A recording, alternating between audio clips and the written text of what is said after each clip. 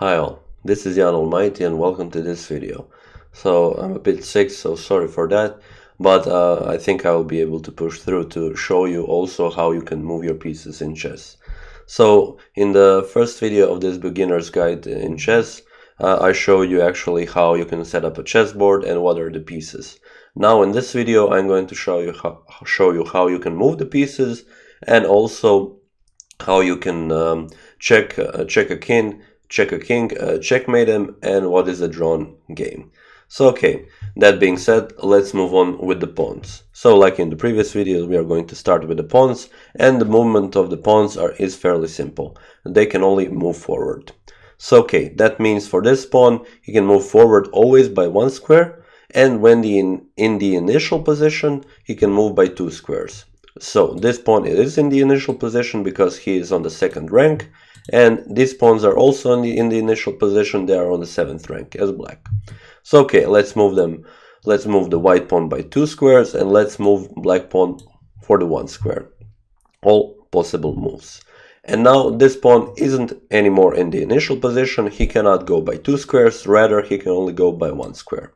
Okay, one thing to mention about the pawns, they can move forward unless there is a piece in front of them. If there is a piece in front of them, they are blocked, and yeah, they cannot move. One thing they can do, along with all other pieces in chess, they can capture opponent's pieces. For the thing for the pawns is that they move forward, but they capture diagonally 1 square ahead. So this pawn, for example, has the option to capture here and here. So here there is a pawn, but black is to move. So for pawns, that is the thing. They move forward, but they capture diagonally. All other pieces actually capture on the squares that they can move to. So of course this pawn is not now to move. The black is on the move, and of course he can also capture this pawn. He has an option to go by 1 square. He's not in the initial position, and he has the option to capture this pawn. Also, he would have an option to capture here, but there is not a white piece here, so yeah, he cannot capture. But okay, I would like to show you one special situation for when pawns are included in chess, and that is something called an en passant. So as you can see, this pawn moved by 2 squares from the initial position, and now white has an option to capture en passant. So this is something like this. So as you can see, there wasn't anything on g6 square, rather we captured a pawn on g5. But okay, so this is a special case and only happens for one move. For example, if I now just move the kings, if we move the kings, so white again is on the move, now we cannot capture en passant.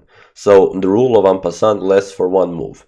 And to actually be able to capture en passant, white has to be on the 5th rank, and black needs to move a pawn from the initial position by 2 squares on one of the sides of the pawn which is on the 5th rank. So for example, now we have a white pawn on f5, and black can move from g7 to g5, we can capture en passant, or if he would move from e7 to e5, then also we could capture en passant. The rule applies for black as well, but in that situation black has a pawn on the 4th rank, and for example, if the pawn was on d4, then if white moves from e2 to e4 or from c2 to c4, then black can capture en passant.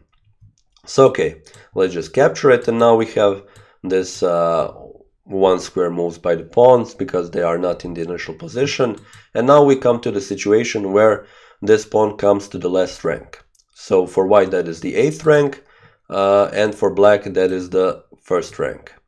So okay, here when pawn pushes to the last rank, he actually gets promoted. So again, one special move for the pawn, he gets promoted when he comes to the last square, and he can be exchanged for one of the following pieces: the queen, the knight, the rook, and the bishop. So okay, usually what people do, they exchange for the queen, because the queen is the most powerful piece in chess, but there are special cases, special positions also where you can exchange for something else. You always have to think about the position. So the same rule I will just show you would apply for black. So if white just moves like this, something like this quickly, yeah, Yeah, black can also exchange when he comes to the first rank. So it is the same thing. Let's move on to the knights. So the knight actually moves in a shape of a letter L. So let me just show you all the squares where this knight can move to. So knight in the center can actually always move to 8 squares, knight on the border it can move to 4 squares, and knight in the corner to 2 squares. And okay, the easiest way maybe to simplify even the movement of the knight is to go like this. You go in one direction by 2 squares, and then you can go 1 square in one of the other directions. So not backwards, of course, but in this example, left or right. If this knight goes left, he can go up and down. If he goes down, he can go again left or right or left. And if he goes right, he can go up and down. So okay, that is the simplified movement of the knight. And now, just as we can see, let me just show you, if this knight moves, not like the pawn, he can actually capture on the square where he can move to. So there is a black piece on this square, knight jumps to it, and he actually captures the opponent's piece. And okay, also one very important thing for the knights, the thing why they are different from all the other pieces is that they actually jump. So all the other pieces move. So that means if there is actually a piece which is in their path of movement, they cannot move if they are blocked by it, but the knights don't care. For example, this knight, if there would be pawns, for example here, and then we wanted to do something like this, 2 squares up and then right to capture this pawn, the knight doesn't care about these pawns, he can just jump over them. Let me now just show you the bishop. The bishop moves diagonally, so yeah, by as many squares as he wants, as long as it is on his diagonal. In every game you always have a light square bishop which goes only on the light squares, and you have a dark square bishop which goes only on the dark squares. So this bishop can, for example, move here, and the king move, he can move here, for example on f7, and now for example black moves the pawn on g6. Now the bishop can capture it because it is in the path of the movement. But on the other hand, so g6, he cannot jump over it to h5. So not like a knight. The thing is, this move is impossible because the pawn is blocking it. He is on its diagonal, so he can either move here or somewhere along this diagonal, or he can capture it. Okay, now we have the rooks. Rooks pretty straightforward. They can go as many squares as they want, up, left, right, and down. So to capture the g-pawn, we will just move on the g-file, and if the king moves or if the pawn moves, we will just capture it. No biggie. Again, we cannot jump over the pawn because it is in the path of the movement. Okay, and the second to last is the queen. The queen, the most powerful piece in chess, is actually moving as a rook and as a bishop combined. So as you can see, she is covering a lot of ground, and yeah, if you know how to move the bishop and the rook, you know how to move the queen. Queen, for example, to g4 to come to the g-file, the pawn moves and we can capture it. Okay, and for the last we have the king. The king can move for 1 square in each direction. So, for example, he cannot move to f2 because there is a pawn on f2, but he can move to f1, e2, d2, and d1. This king, black king, can move to f8, e7, d7, and d8. And okay, let me just show you a couple of moves by the kings. So he can go diagonally, he can go straight, doesn't really matter. And if, for example, black plays c5 here, then he can capture it because it is by 1 square in upwards direction. And yeah, this pawn isn't defended. But also, okay, let's not just jump over there. Let me show you one other special thing that the king can do, which is called actually a castle. So in chess we have something called a castle, and it's a thing fairly used in a game, and is actually used to bring your king to safety. So in this case, there is actually one specific situation where the king can move by 2 squares. So here king moves to g1 and the rook goes over it. So this is called a castle, and this specific one is a kingside castle or a small castle. If for example black here moves on the queen side, for 2 squares and the rook goes over it, this is called a queenside castle or a big castle. So yeah, to actually do a castle, you have to you have a certain set of rules.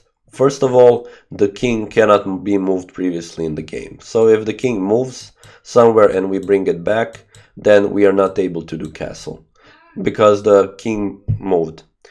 And okay, so in this situation, we can also do, so if we just move back the pieces, we can also do the queenside castle by white and kingside castle by black. But yeah, so as I've said, the king cannot be moved and the rook needs to be on the initial position. So here on h1 or a1, and for black on a8 and h8. Okay, so this is for the kings, and now that we covered the movement of all of the pieces, now we have the checks. So okay, let's just move back a bit. Here, instead of this, let's play king to c2. We play king to b7 and now king to d1. If the pawn plays here, this is something called a check. So a pawn is in a position where he can actually kind of capture the king in the next move, but we are not doing that in chess. So there is no capturing of the kings. There is actually only checking of the kings. And when the king is in check, the move, so the player which king is on the move actually needs to move the king. You cannot play now g8 and promote to a queen or something else. You rather need to resolve the threat of your king being checked. So to do that, you have to move the king somewhere out of the threat, or for example to e1, or you can actually even capture the pawn, because yeah, the pawn is not defended. Okay, now here, if we for example bring the king here, we have a check with the knight on e7, because this is a potentially square where the knight can jump to and the king needs to move out of the way. Okay, of course here in this situation the king is on the dark square, so there is no possibility for the light square bishop to check him, so he needs to go on the light square. And now, for example, bishop to d5, this king is on the path of the bishop, he is in check and he has to move. For the rook is pretty straightforward, so now just rook to a2 is giving a check to the king, and for the queen as well, if the king moves, just yeah, playing the queen somewhere on the ranks files or diagonals, it's always a check. So okay, this is something called a check, and the thing with a check is that the king can actually defend it by moving out of it, so moving out of the threat. On the other hand, there is something called a checkmate, and for that I'm going to use the initial position of the game and just play a few moves. So as you can see, I'm moving the pawns a bit, I'm jumping with the knight, for example something like this. Okay, maybe not jump with the knight here, play the bishop, knight to c6, queen to h5. So I wanted to show you this checkmate. So if, for example, knight to f6 here is played, we have queen captures on f7, and this is called a checkmate. Also known, this one is also known as scholar's mate, because yeah, it is kind of a beginner's checkmate. It is a very popular, I mean, most famous checkmate, and it's made in 4 moves, and it's very easy to learn. So let's examine the position a little bit. So this king is clearly in check by the queen because the queen is attacking it. So now we have to see what are the squares where this king can actually go to.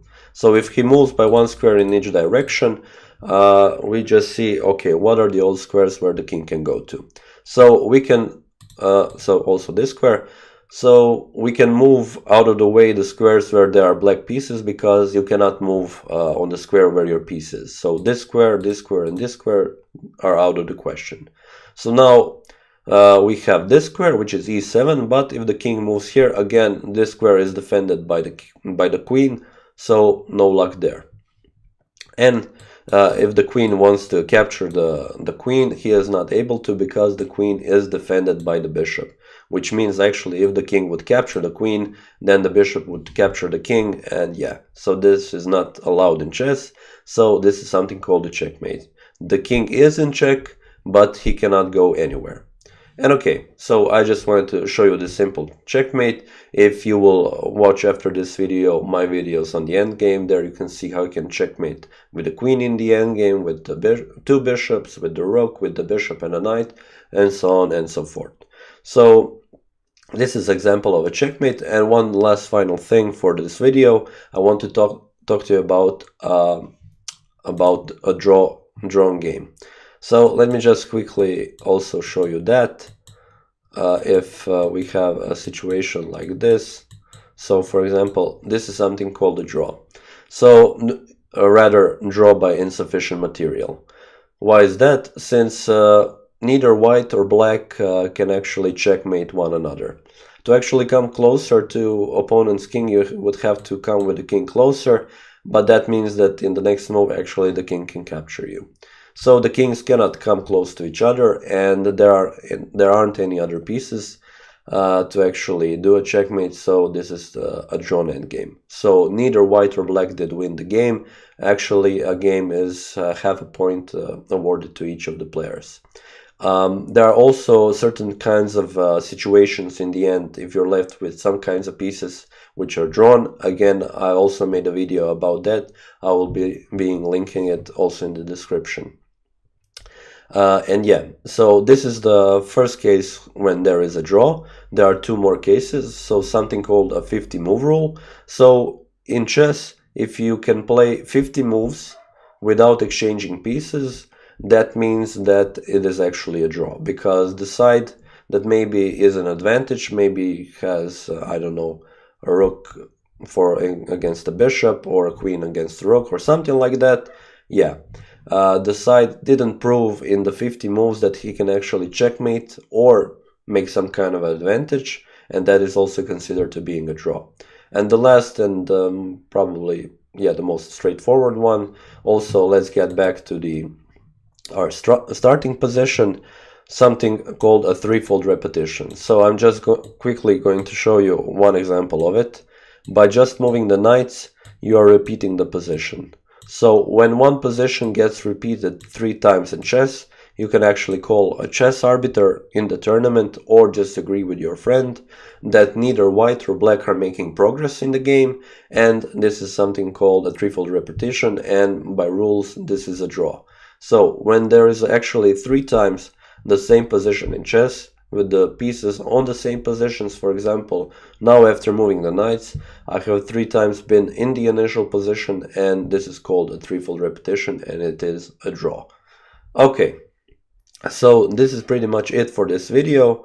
Now you can just go and play with your friends, play over the internet. I encourage you to do so, since chess is such a fun game, and yeah, many enjoyed it. So you wouldn't make a mistake by doing that. I hope I helped you in teaching you how you can set up the chessboard and move the pieces. If there are any questions about the pieces, movement, or anything else, of course you can always comment in the comment section down below, and I will be glad to help you in your pursuit of your chess playing in the future. So okay, that being said, I would like to thank you for watching this video, and I will see you next time.